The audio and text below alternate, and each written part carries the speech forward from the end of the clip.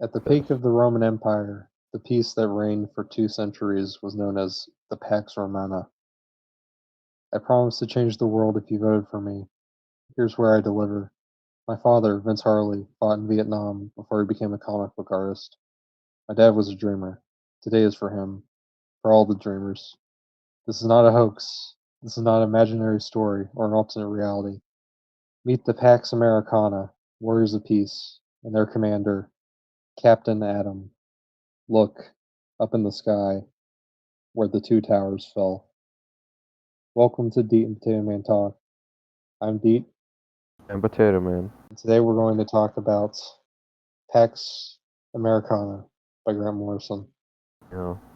But this will have about 40 minutes of preamble. So let's get out of our organized thoughts Uh, and jump in. First things first, we got to talk about Grant Morrison. It was bound to happen. old piece of shit. Yeah. I think I own more Grant Morrison comics than anything in my collection currently. Uh, let's start. What are your thoughts on Grant Morrison? Because I know you've read less than I have, but you have read Arkham Asylum all the way through, which I have not. Yes. So, Okay. What I've read of Grant Morrison, I think he comes off as like a very it's a mixed bag, right?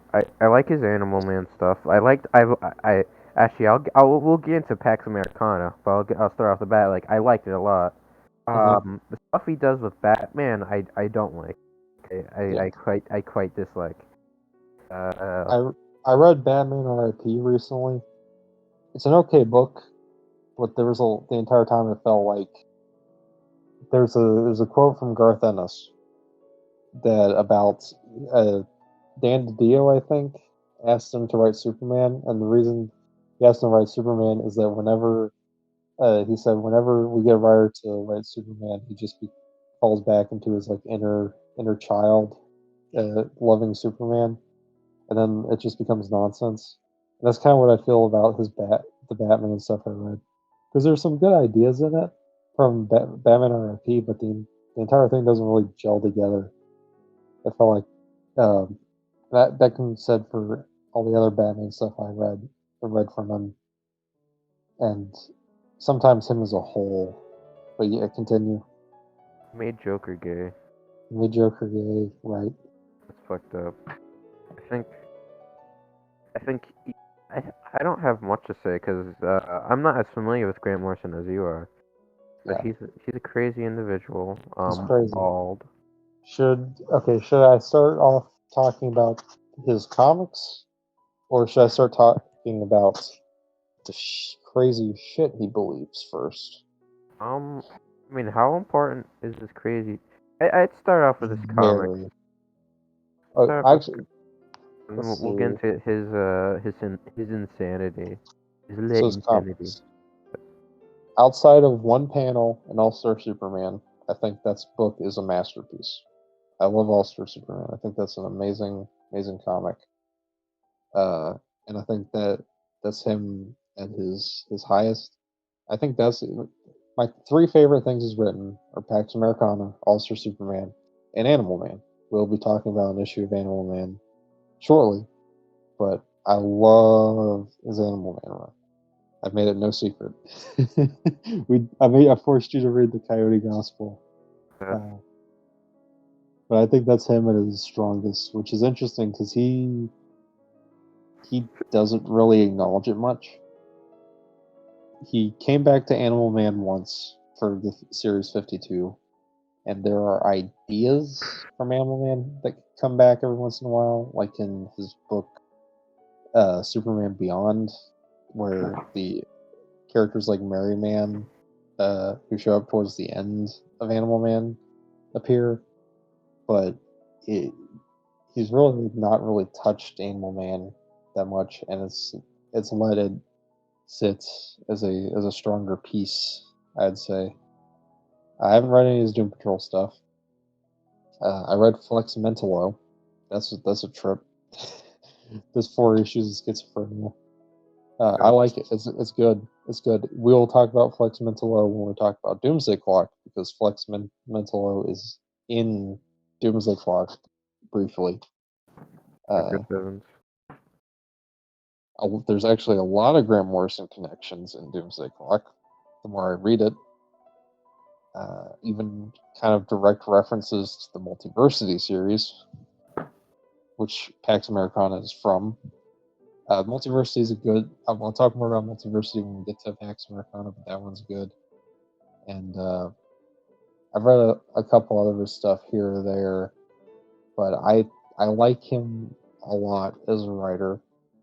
But I think he has a problem where he either thinks he's smarter than he is, or he gets smarter than he's able to control. Because I've mentioned this several times. He's a good writer, but he's not a subtle writer. It's pretty obvious throughout his work, but we'll get to that. As for the crazy shit he believes, I'm just going to list off the stuff that off the top of my head. I'll write down all the crazy shit with Kevin Smith when we do the Chasing Amy episode. Oh yeah. But one of the things that actually connects it is one of the things Kevin Smith did in art school was he did a print of the last issue of Animal Man where Kevin Smith played Grant Morrison, which is funny because he talks about in the Fat Man on Batman, Grant Morrison. But let's see, let's list things off. He believes he was abducted by interdimensional aliens when he went to Timbuktu, and that they showed him the secrets of the universe and sent him to an alien planet, and then left, and then just immediately sent him back to Timbuktu. That's one thing. He believes he is the first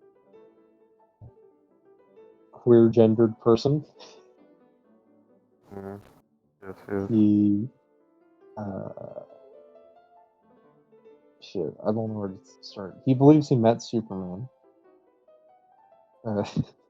He believes he met a shamanic version of Superman. The most interesting thing he believes in is that he opened a portal to voodoo scorpion gods, and they asked him to be an assassin for him and give him like this tattoo and everything. And then he exited that dimension, freaked out, ran out, turned on the TV. Howard the Duck was playing, and it was the scene where the scorpion creatures from the alternate dimension come in, and he just like had a panic attack. And then like for the rest of his time, that room in his house was just haunted, according to him. This is very similar to what Christian believes. Yes. Yeah. Oh yeah. He also believes he was having some medical issue, and he says that Jesus came, and like say cured. He came and talked to him, and then afterwards, his like medical thing cleared up. He only remembers like what the first thing Jesus said to him, which was like, "I am not the gods of your fathers. I am the God of gods," or something. It's in The Invisibles, which is a fucking crazy shit book, bad shit book that he's written. But he believes in a lot of crazy shit. But as I like to say, all the greatest artists are insane people. Yeah. Frank Miller, insane. Stanley Kubrick, insane. Yukio Mishima, insane. Dr. Insano. Dr. Insano, he's insane. Yeah. But yeah, Grant Morrison, he's an interesting character. Let's say that. But I do find his writing very fascinating, especially in Pax Americana, which we'll get to. But first things first. Animal Man issue 7. Yeah. With the Red Death. The Red Death. Is that the name of the issue? No. It's I think Revenge. I just read it yesterday. It's the death Death of the of the Red Red Mask. Mask. Potato. Yes. I mix up everything. Potato Man, Potato Man. Exactly. Hold on, let me take a swig. I'll try to edit this swig out. Some good sweet tea. All right. The Death of the Red Mask, issue 7, was Grant Morrison has been ever since he was even working at 2000 AD, has been very vocal about his dislike of Watchmen and his criticism of Alan Moore. Now he likes Alan Moore's work, except Watchmen, which the more I read of comics, the more I agree. Because it's Watchmen has had this weird stranglehold on Western comics, especially in the superhero genre, or anything like comics in general.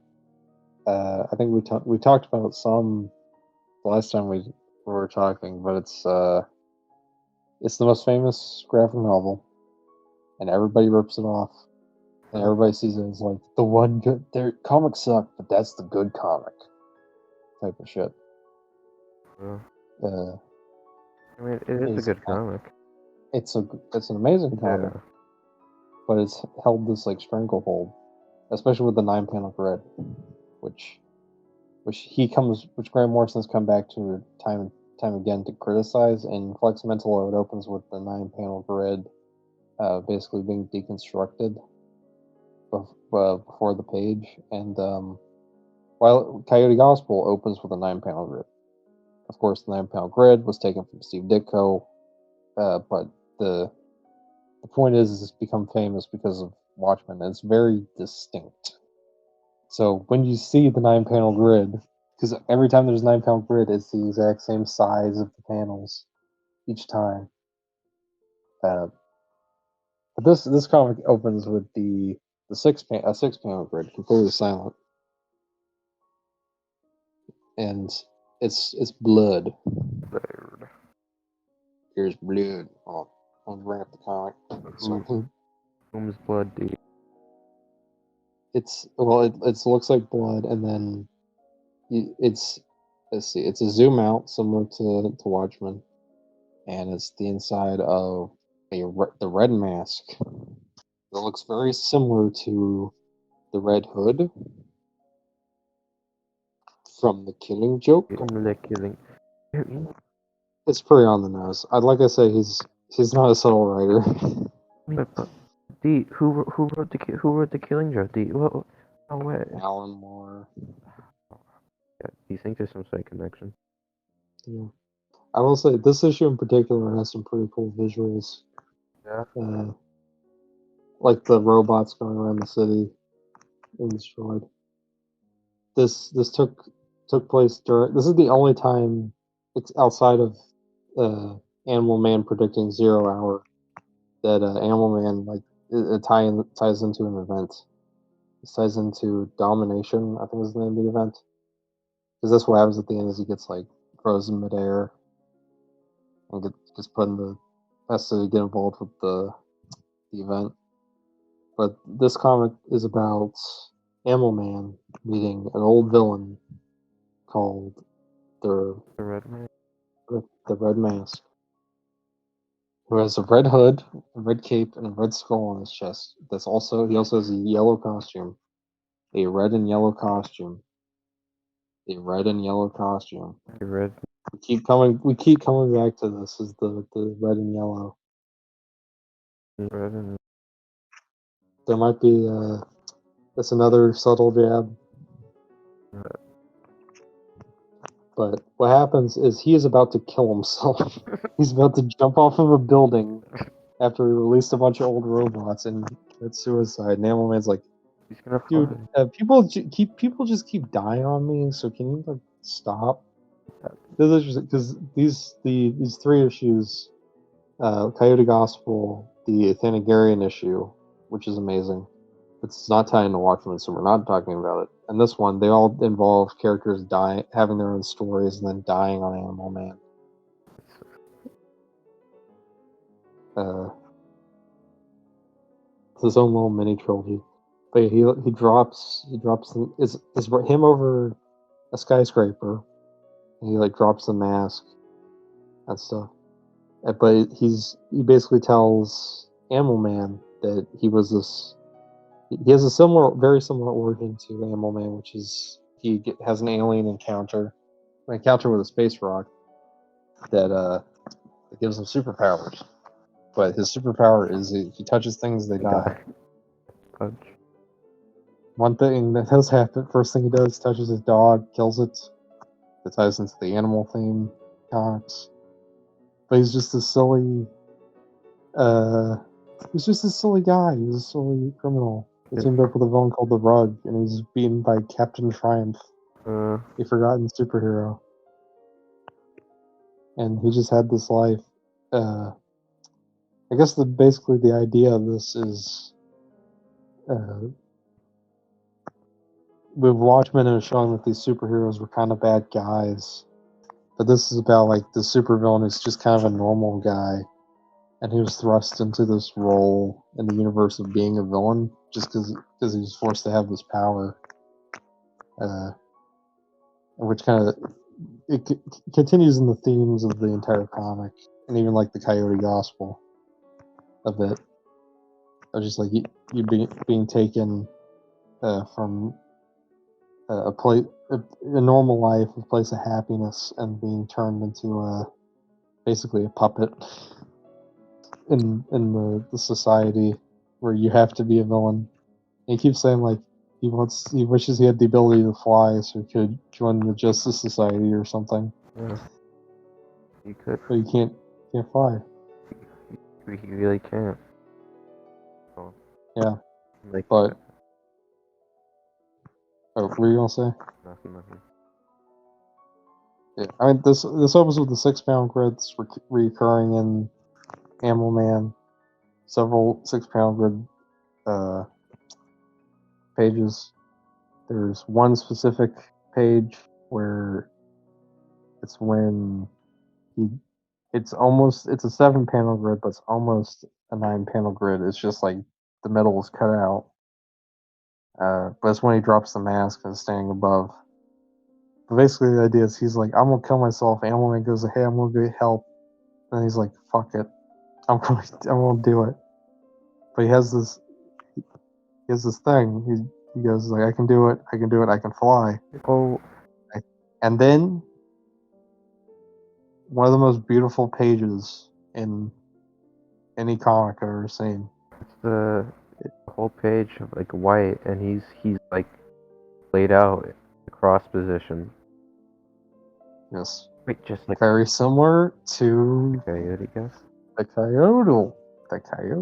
But the point of this page is that it's filled with negative space, and it is one page.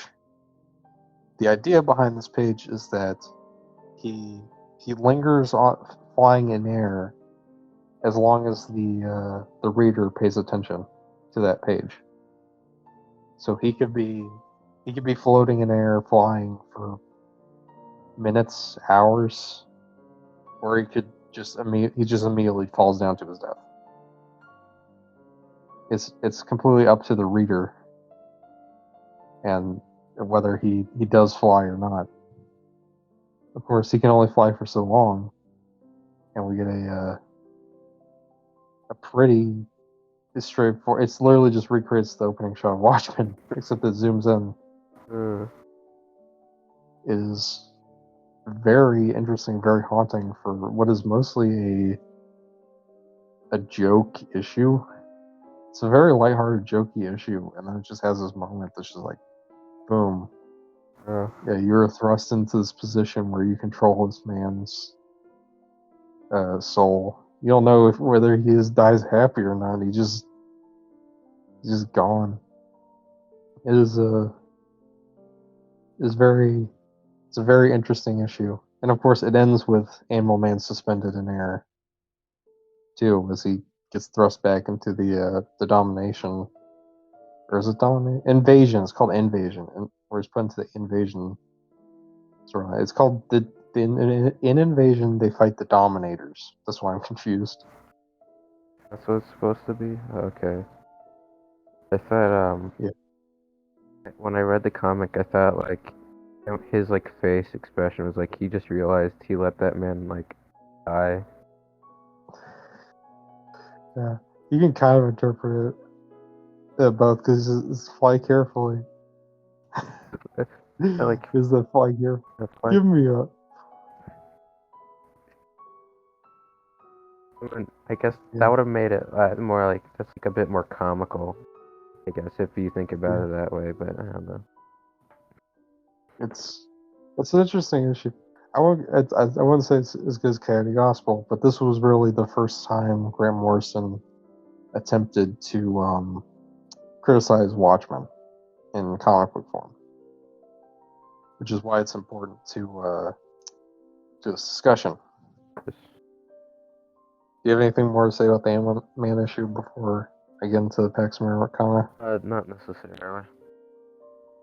I like it. I gave it a thumbs up. It's It's a great issue from a great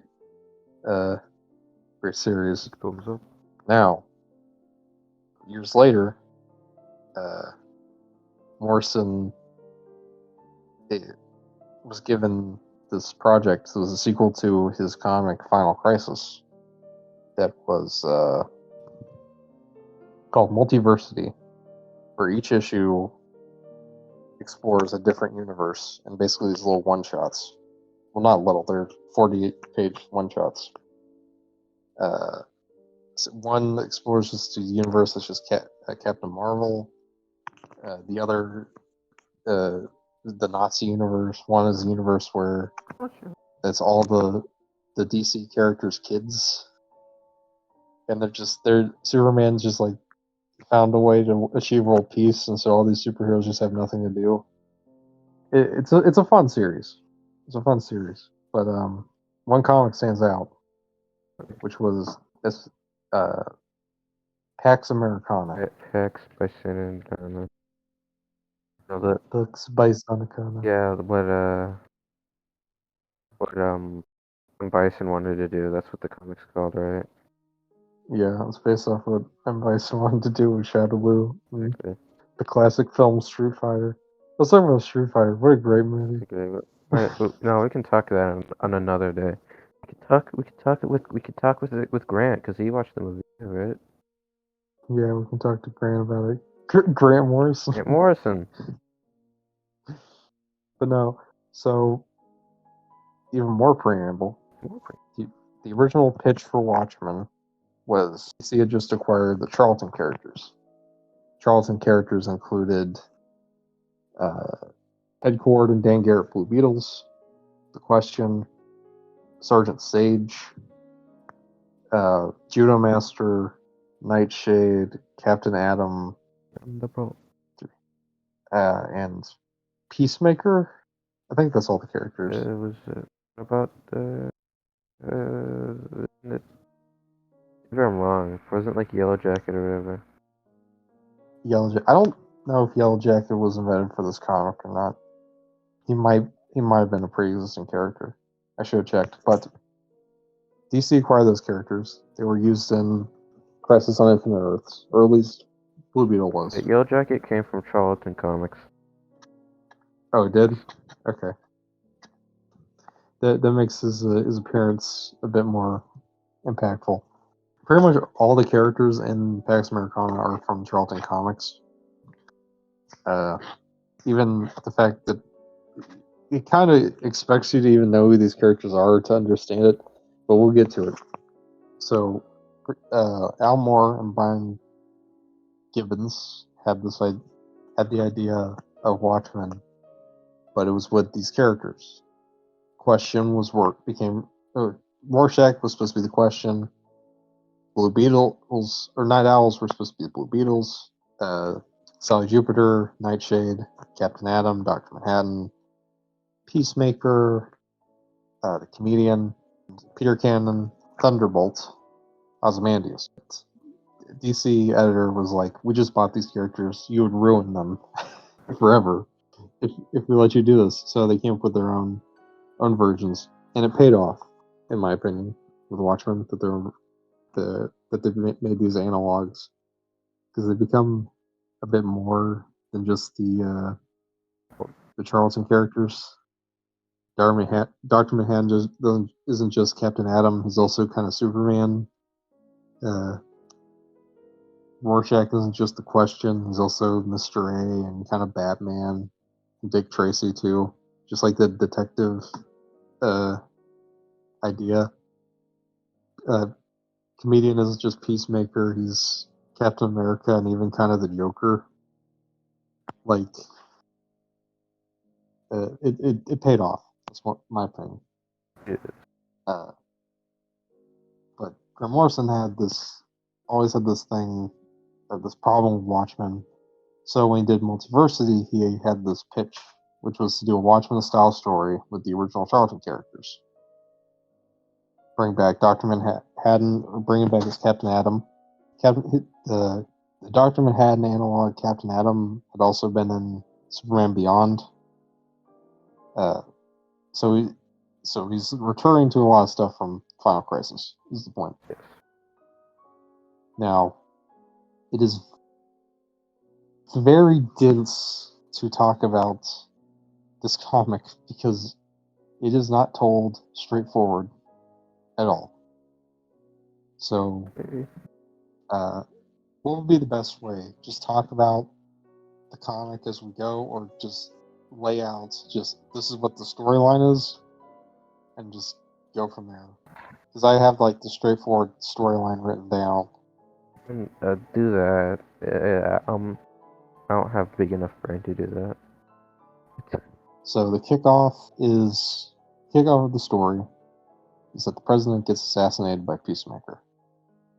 Because of that, Peacemaker is held in this cell with interrogated by Sergeant Steele, who we never see his face. We just see his mouth and his metal hand. And because he killed the president, the American government has decided that they don't like superheroes anymore. That there's become a superhero outrage, and they're going to outlaw them as being part of the government program known as the Pax Americana. No more heroes by the Stranglers. Yeah, no more heroes. Let's do an entire podcast on the Stranglers. Let's do that. This is an entire project on the song "No More Heroes" by the Stranglers. So it's very interesting that in that song, all the people he lists as the heroes are like some of history's greatest monsters. Whatever happened to Leon Trotsky? What the fuck? But no, the actual plot. So while this is happening, the Question is investigating the murder of let's see, Norma something. Yeah. Peacemaker's girlfriend was mysteriously killed, and Blue Beetle's hunting him down as a government agent. Blue Beetle doesn't really play that much of a role in this, but he's there. But yeah, and then I think he just runs into Nightshade. I think that's what happens. I don't think Nightshade's there to take him out. Well, then, he beats the shit out of Nightshade. He beats the shit out of Nightshade. Yeah, but he investigates the death of the fuck. I have the comic pulled up right here. Of Nora, whatever, Peacemaker's girlfriend. Nora O'Rourke. He wants to find out what Algorithm 8 is. He also has always had this thing called the Yellow Jacket case, which is the first superhero who just disappeared randomly. So he investigates he investigates Nora O'Rourke's death and basically comes to the conclusion that she was assassinated but they never name the assassin in the comic, but it's one of Sergeant Steele's guys. Yeah, because they got the weird hand. Yeah. And then we cut to we cut to Captain Atom, who's reading a comic, and they disintegrate him into black hole energy. I mean, he pretty much, I think the implication is creates a black hole, and then all the scientists that do that who are ordered by, I think, I can't remember if they were ordered by the vice president or the president, but he murders all of them, Cool. and then we see Peacemaker explain what's going on, or why he's killing the president. He's been chosen by the president to assassinate him as part of a plan called Algorithm 8. The idea is it's an algorithm that will eventually lead to world peace. But what has to happen is the superhero has to assassinate a president to read to to ruin the government's control of superheroes. Now, there's another part of this that we'll get right back to. How's he Indian?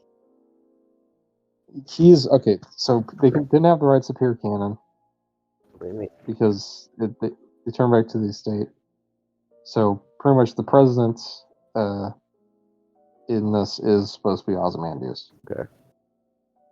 That's the big thing. But he created the Pax Americana because his dad was a big fan of comic books. And he was raised on this idea of comic books and superheroes being this ideal. Harley was. So, like in 2008, when he's elected, he instates superheroes to be the members of America. This includes the Question, who was in his blue suit, Judo Master, Peacemaker, Blue Beetle, and the original Nightshade. Now, Captain Atom is insane. As they say, he's an autistic god. You could say he's far worse than Dr. Manhattan. You got to that part. My Wi-Fi shut on me. Oh, did? Yeah. I'm talking about Captain Atom. Yeah, I was gonna say they call him an autistic god. Yeah. But President Harley tells him that once he's assassinated, that he wishes okay, so I could be completely wrong on this, but I think because he's on drugs, he's being controlled by the government and tampered with in his mental state. I think him being destroyed in the black hole energy is him being freed from his government control with the drugs. I think. Maybe. But pretty much what happens is he reveals that once he's killed, he wishes that Adam will return and resurrect the president, and this will bring faith back in the superheroes and usher in a superhero age and eventually create world peace, so that the America doesn't fall into neo-barbarism, which it is falling into because of the war on terror. He has seen all of this because he has this magic algorithm. But so he gives Captain Atom a bunch of comic books so he can understand what's happening. We didn't see this really cool action scene where President Bush is introduced to Peacemaker, stopping an Iraq invasion. Not important to the overall plot. But Peacemaker dies from Sergeant Steele's abuse, and we see this scene where Harley's sitting at the grave of his father, and Captain Atom appears, and he says the door has one side and opens both ways. Let me show you. And then we get this very interesting page. I don't know how to describe it. I'll of course put it on screen, but you know the page I'm talking about, right? Yeah, with all the little panels, and it goes devolves inward, and it goes back up to just link white Goes space. out. to order. Or He's like crying. And I guess the implication is Harley sees everything. He sees his reality. My theory, we'll get to. I'm gonna say my theory to once we're done talking about the thing. But in the last couple pages, we see Harley is a young man. He's going to his father's study, and finds a gun. He starts playing with the gun, and then the Yellow Jacket comes in, the superhero that Rorschach was talking about that disappeared. He comes in. Harley, as a kid, blows his brains out, shoots him. We have this monologue about peace, blah blah blah, and then it's revealed it's his dad, and that he killed his dad. So his overall plan is to be sacrificed to pay for penance for killing his dad, and he basically does this whole superhero plan, the superhero resurrection plan, to create real superheroes like what his dad was, not government agents in costumes. And that's what Algorithm 8 is. 8 is the domino mask his dad wore. that's a shitty thing. And then yeah, that's the last panel is him looking at the guy, his dad's domino mask wrapped around, and makes an 8, but there's a hole in the middle. That was a very schizophrenic telling of what happened, but let's just talk about the comic. Let's get into this. Let's explain. My brain hurt when I first read it. It's like, oh, that's so cool when the question just shoved a bunch of heroin down the heroin addict's throat and let him die. White Like, trash, black outlook. Yeah. Then he lets the corrupt cook. Yeah. He just lost will die. It's like, that's kind of fucked up. There was a. Yeah. Yeah, they kicked him out of Pax. That's I guess when it the isn't brought up. And he's real hero. What are you gonna say? He's not a real hero. No. Not really. They don't. It's interesting. I mean, I know this is supposed to be Denny O'Neill's question and not Steve Ditko's question. I guess is the idea of what he's trying to use, but the basic idea is that last scene when we see him feed the heroin to the drug dealer and is like, this is like the state of what superheroes are under the government, and they should be freed. In Harley's idea, it's only 40 pages, which is insane because there's so much filled into it. There's so much commentary on like America and like superheroes, like the way we see life.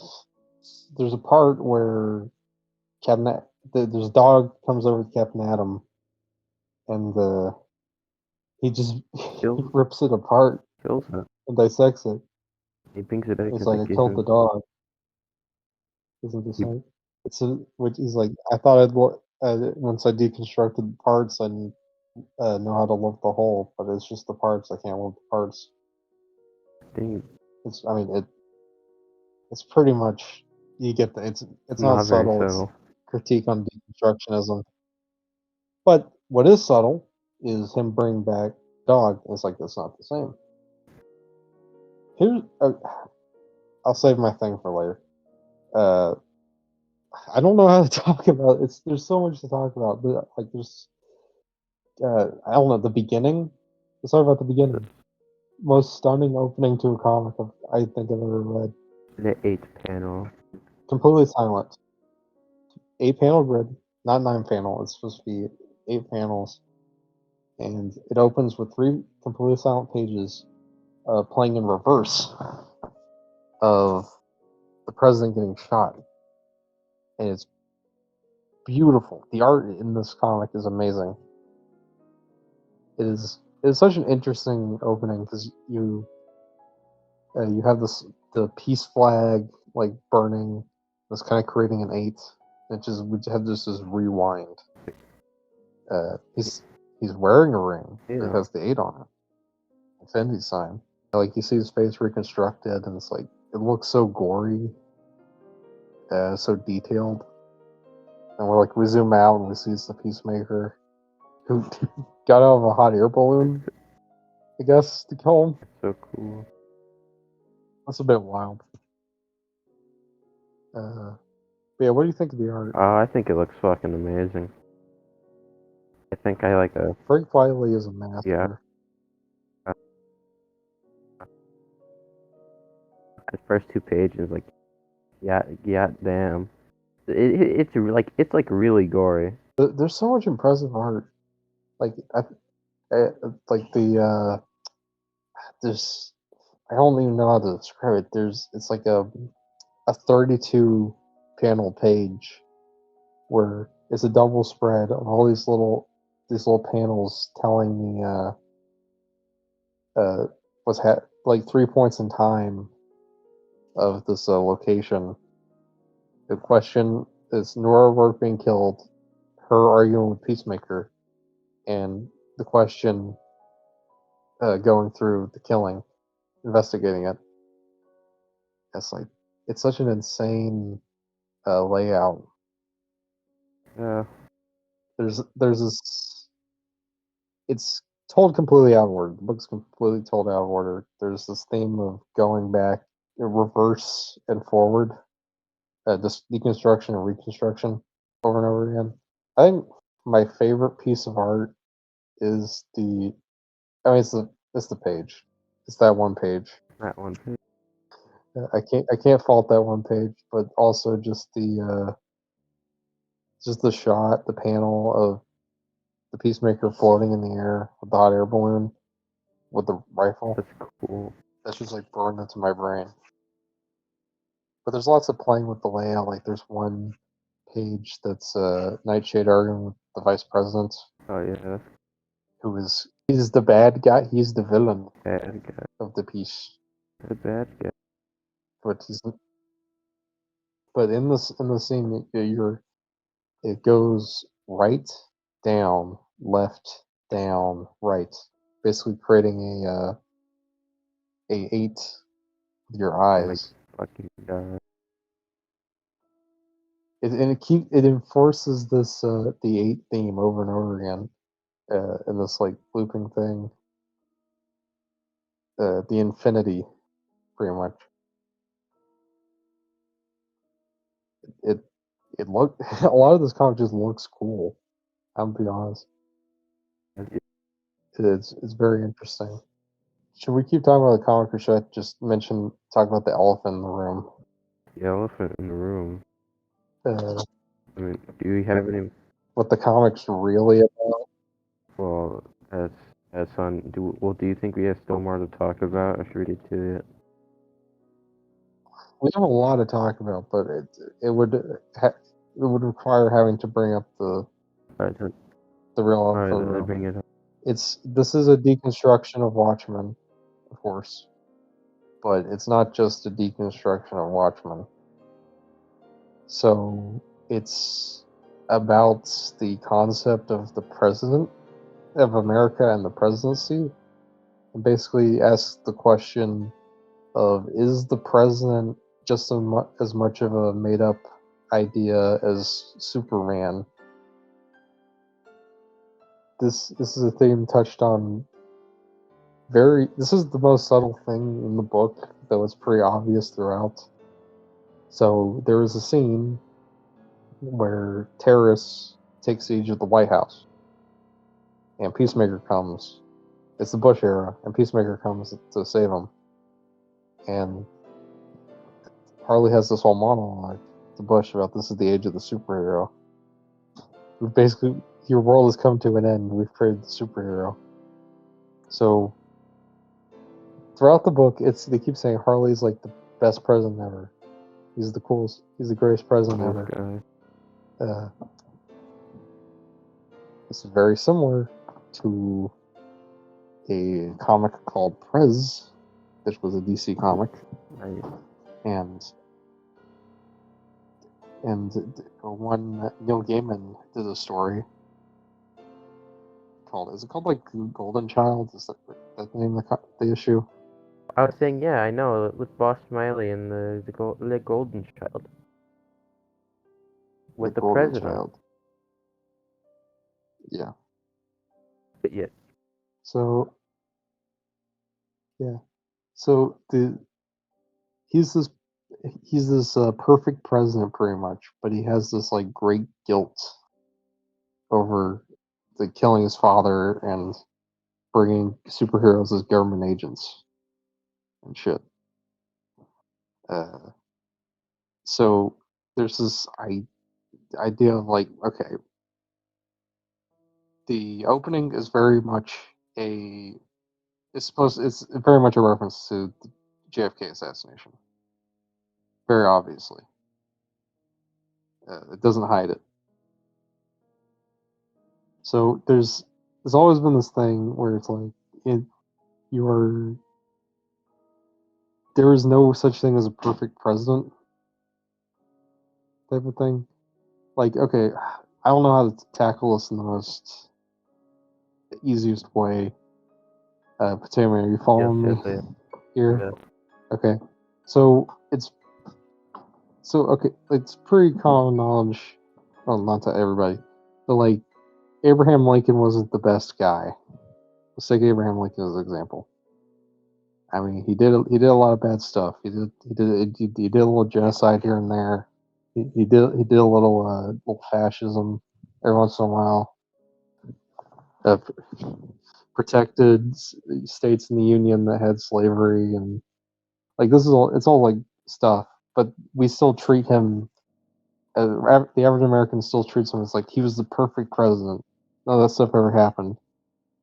He was the greatest president ever, and the reason that same thing with George Washington. The reason that myth of Abraham Lincoln has stuck around is the idea that we need a president to be a hero. We need there to be at least one true hero.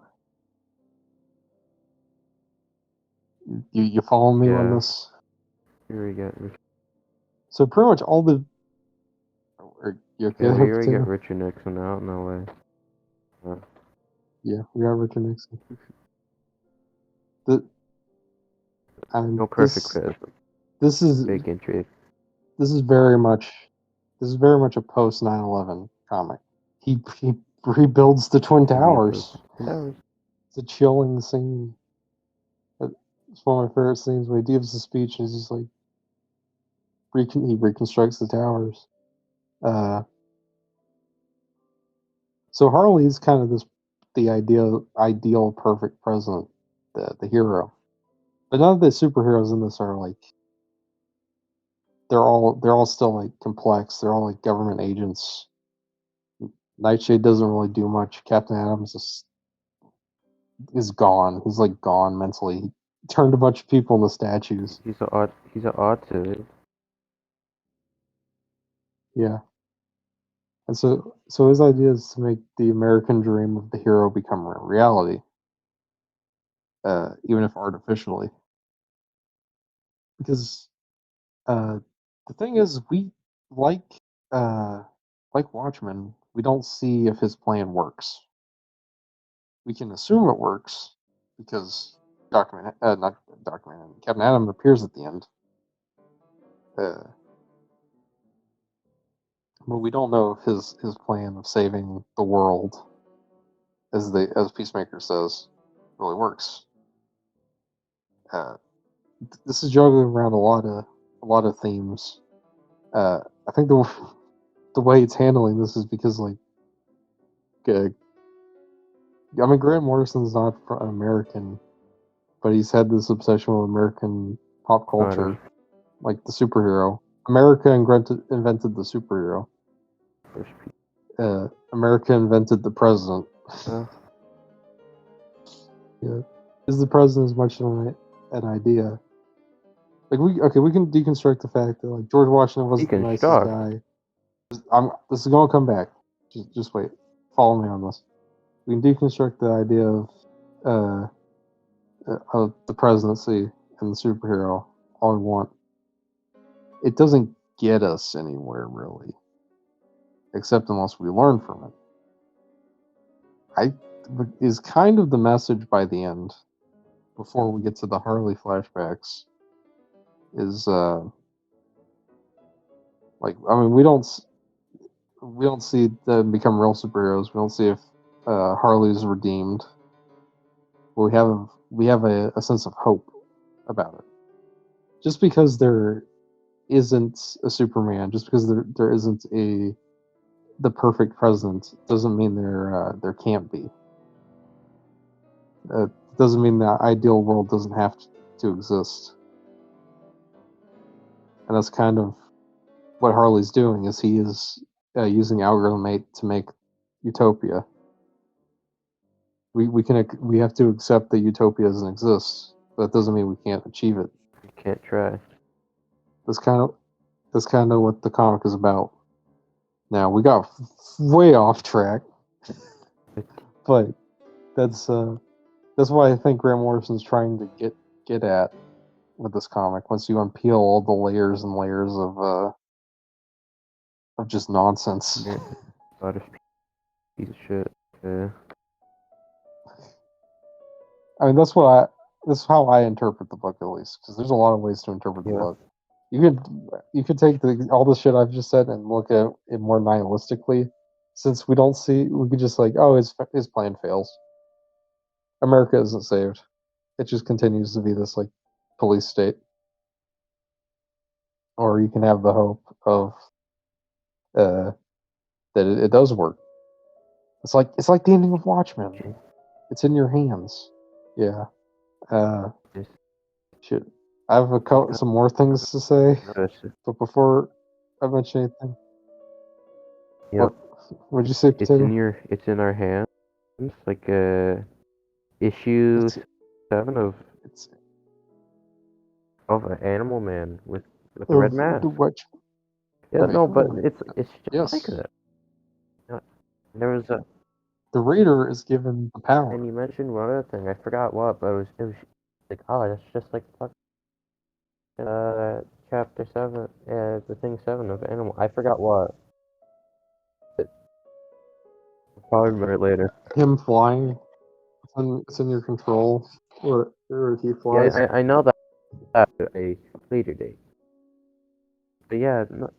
You can also interpret. Keep going. Yeah. I was about to say, you could also interpret the opening pages going in reverse as Captain Atom reversing time. Yeah. And stopping the assassination. Yeah. But what were you going to say? Honestly, I don't know. Okay. There's some very similarities to the thing you just made me read and the Pax Americana. I mean, that's not a very nice way of putting it, Yes. but because I like it. I mean, that was intentional. But yeah. Still, very interesting. Yeah, there's the reoccurring 8, there's the reoccurring O, which is supposed to be like the atom symbol. It comes. Actually, one of my favorite pages is when they're talking on the bridge. And it creates that like parallel image. Looks beautiful, and it creates the O in the thing. And of course, Captain Atom has the atom symbol. And when he's destroyed. It is Atom in the book. There's just the O and it's the book flying. It's like the whole atom symbol. Holy shit, guys! Oh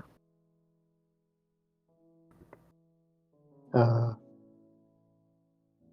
Yeah, it's interesting because I don't think, because every time I read through it, there's still like more and more stuff. Like looking through this, I'm still seeing stuff. Like I'm seeing like hidden peace symbols. Like where in one panel the clock hand is one way, and the panel right next to it the clock hand's the other way.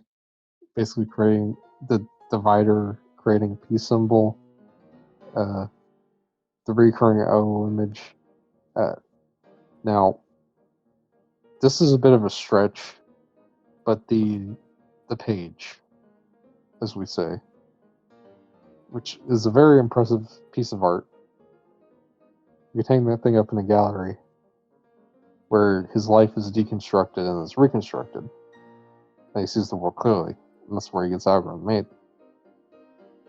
One could interpret that as him realizing he's in a comic book. One could. I'm not saying that that's what it is, but that could explain his obsession with comic books, which he also says is based off of DC's comic books. As he shows them Justice League of America and All Star Superman, and Peacemaker says somebody has to say it might as well be me. Welcome to the Justice League of America. It's kind of like Kick-Ass. Oh, you haven't read Kick-Ass No, yet. I've been meaning to read Kick-Ass. That one, maybe we'll do that one day after we do but Magma. Kick-Ass is good. Yeah, Kick-Ass is good. Kick-Ass is like main theme of that is like forcing your obsession into reality and facing the consequences. But this does it in a more hopeful way, because like Grant Morrison has this recurring thing, which is his dad was a very anti-nuclear guy, like very like he'd break into silos and shit and vandalize stuff, and he was like always horrified by the idea of the bomb, the nuke, because he lived during the Cold War. Heck, when he started out, it was still the Cold War. When Animal Man started, it was right as the Berlin Wall fell down, and like everything changed. But he has this idea of like the bomb started out as an idea. The superhero also started out as an idea, and by extension, like the Messiah, etc. What the fuck are you doing? I hear like cans wriggling around and shit. It might be autistic. Yeah, but it's like if we can create the bomb, we can also create the superhero. We'd also create something that is good instead of something that's bad. I mean, that's kind of what this is about. I mean, they don't explore the backstories of any of these characters in this universe. We can kind of assume that Captain Atom has like a similar thing to Dr. Manhattan, and the question is just a guy who put on a mask and started doing detective shit. Also, the question's a little bit based in this, let's say. I love the scene where he's interrogating the guy,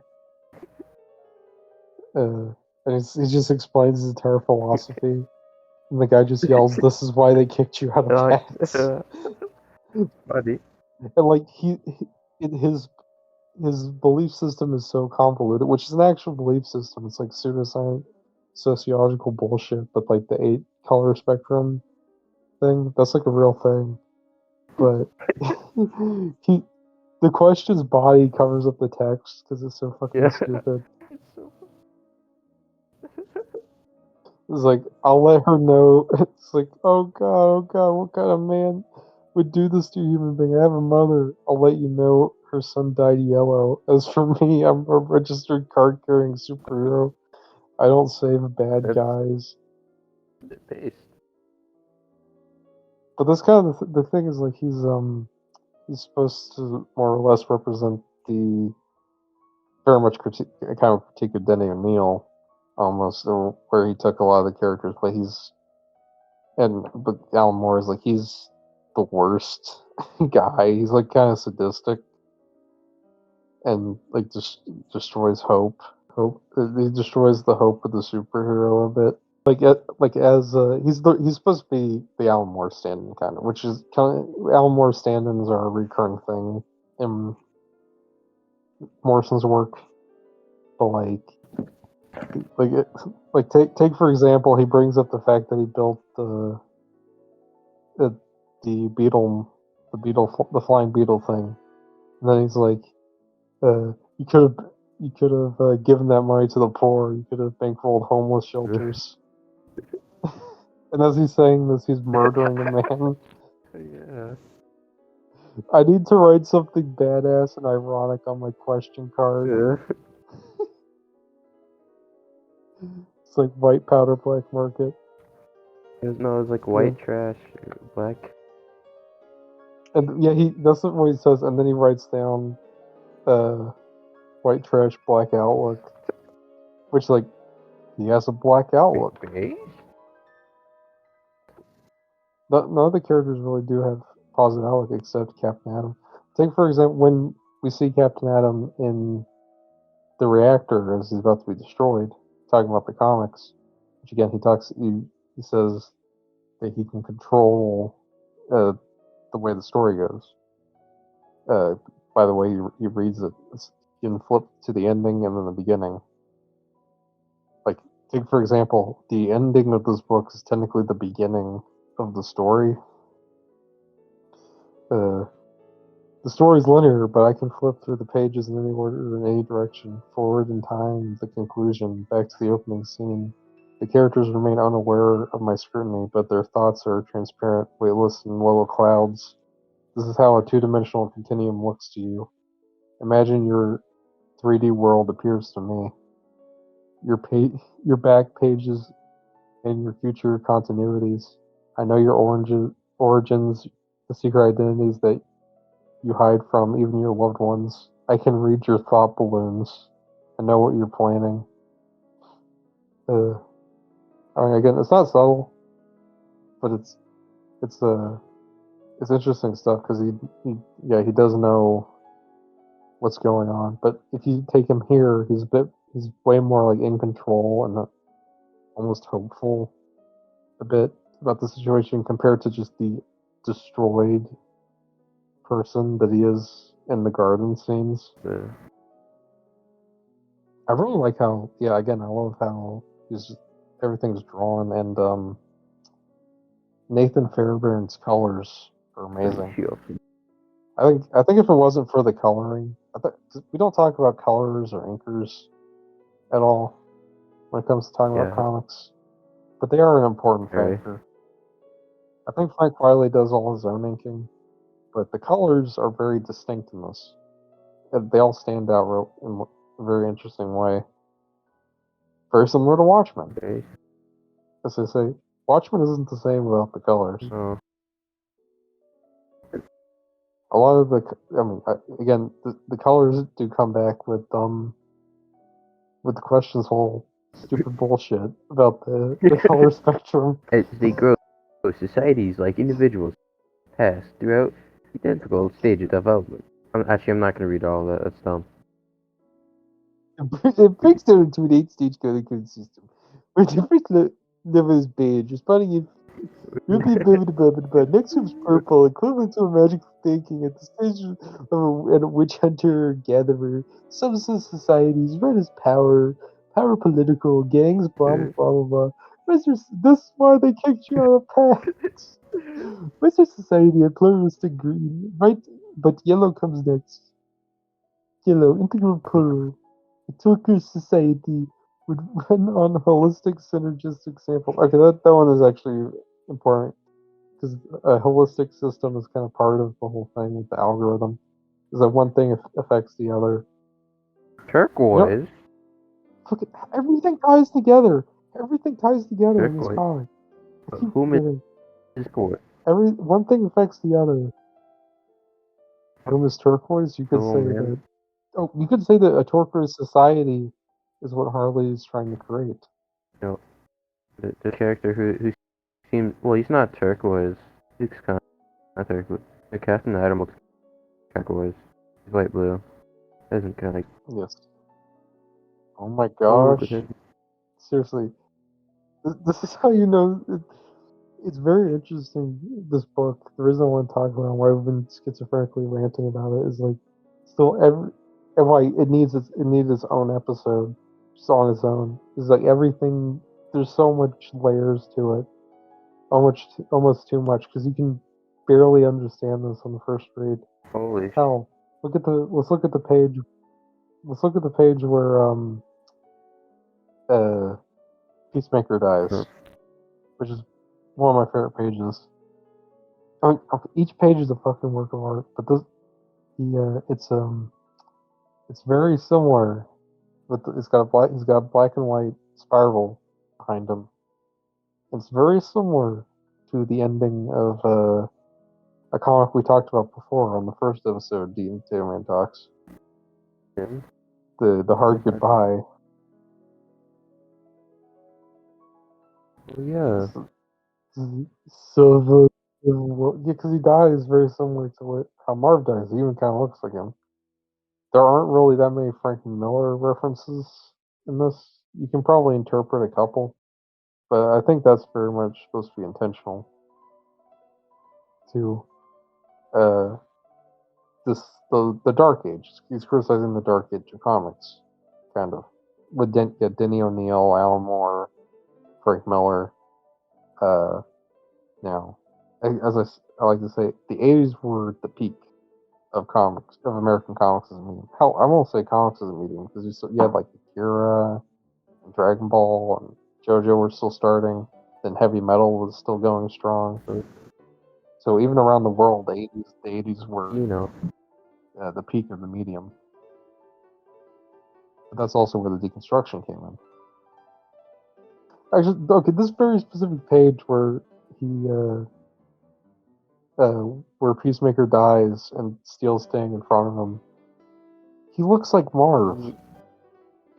I think, yeah, when he says, like, yeah, no, yeah, he does. Fucking, like, face is swollen and everything. Yeah. I love the line. I asked him the real reason he'd chosen to become the sacrificial victim. I deserve it, he said. Let the punishment fit the crime. It's yeah, Peacemaker is an interesting character in this because he does just go along with what the president's doing. But like compared to other versions of Peacemaker, he's actually he's a nice guy. He's just foolish, and he's somewhat foolish in his belief. But at the same time, you can argue whether his trust in Harley works in the end. I think again, there's a level of interpretation, and this universe hasn't been returned to yet, thankfully. So we don't have the mystery ruined for us. You've been recording this for over an hour. Man, it's insane that this is just 40. It's insane this is just 40 pages because I still have so much I can say about this comic. Like, there's still like recurring motifs. Like the ending is the beginning, is the end. Beginning of the end. I mean, it's interesting, like, because there's some parts that aren't subtle at all, and there's parts that are so subtle and contain so much that you almost miss them.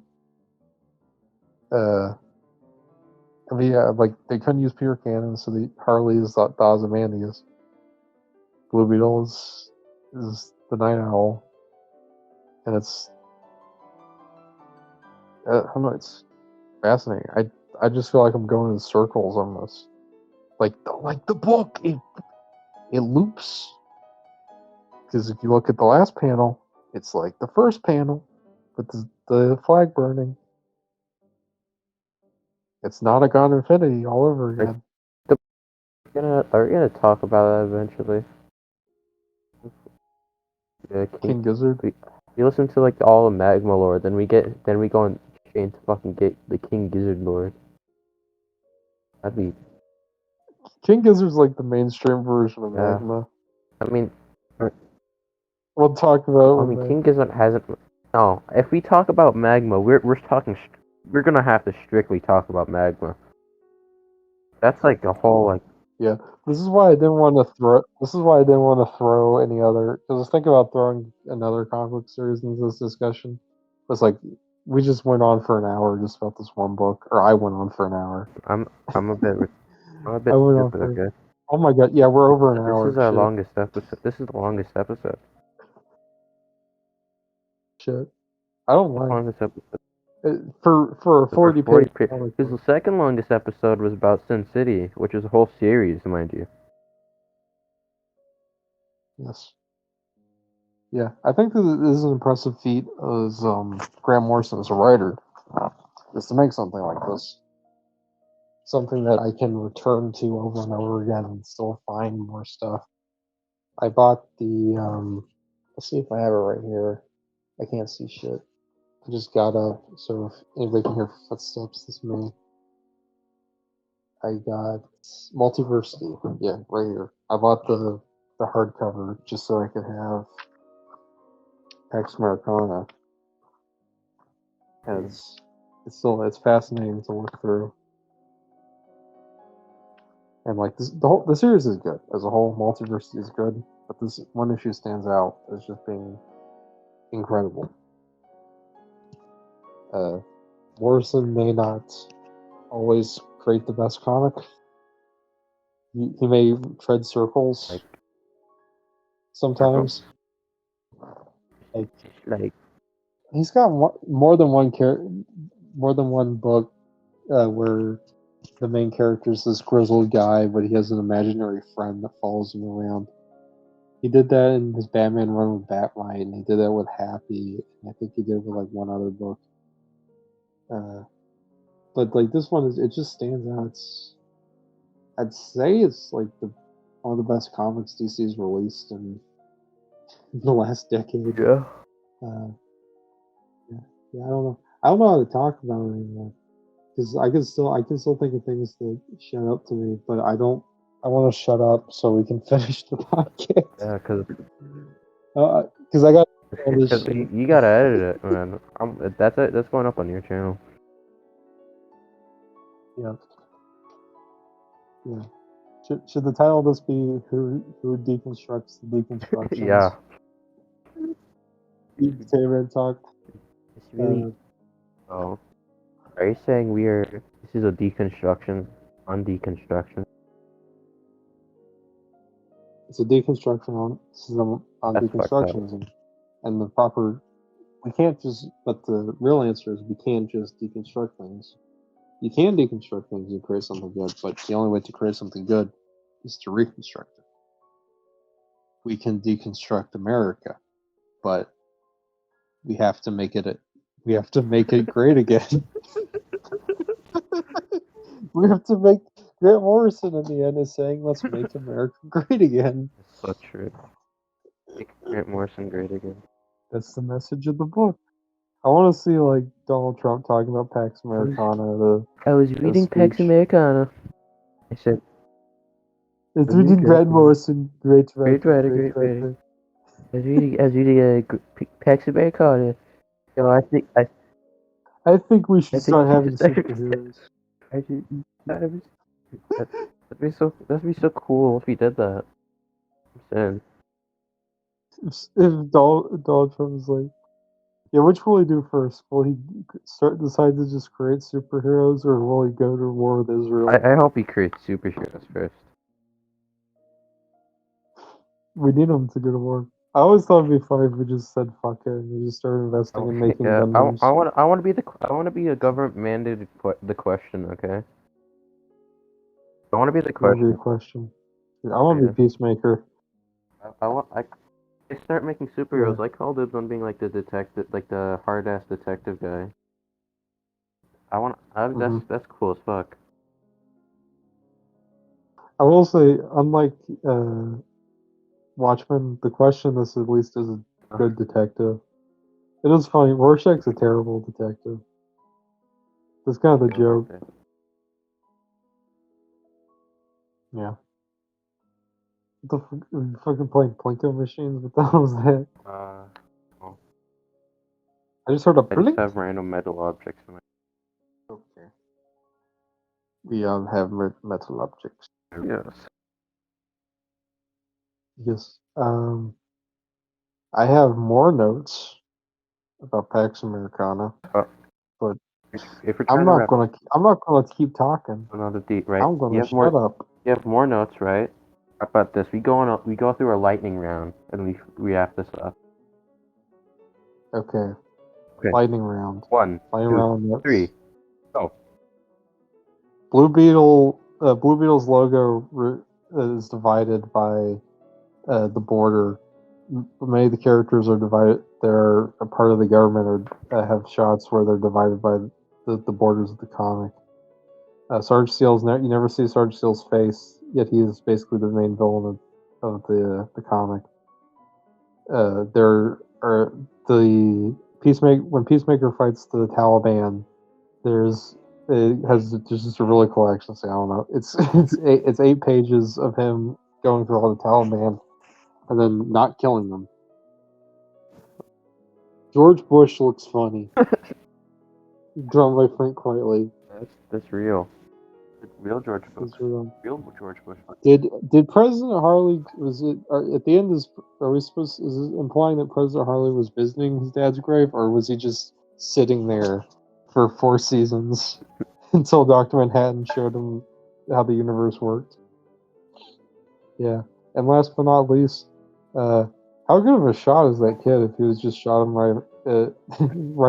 shot Yellow Jacket right in the head? Maybe Yellow Jacket was just like a moron. Yeah. No, he should have said, "Hey, it's Dad. Hold on." Hey, Dad. Instead of just him being like, "Ah."